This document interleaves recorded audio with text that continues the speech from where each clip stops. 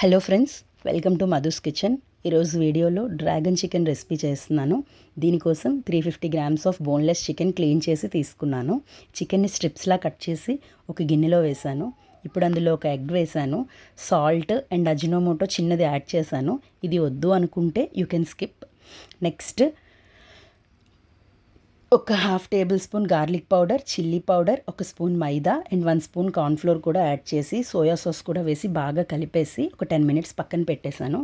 Stove మీద deep ఫ్రైకి oil వేసి మ్యారినేట్ చేసిన చికెన్ కూడా వేసి క్రిస్పీగా ఫ్రై చేసి ఒక ప్లేట్లో తీసుకొని పక్కన పెట్టాను.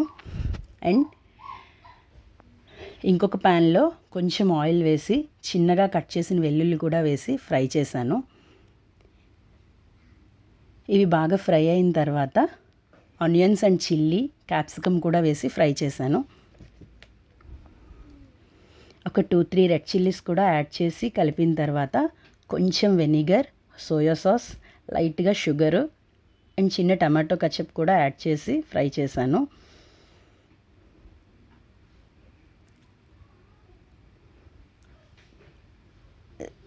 తర్వాత మనం డీప్ ఫ్రై చేసుకున్న చికెన్ కూడా వేసి సాల్ట్, పెప్పరు వేసి కొత్తిమీర కూడా యాడ్ చేశాను.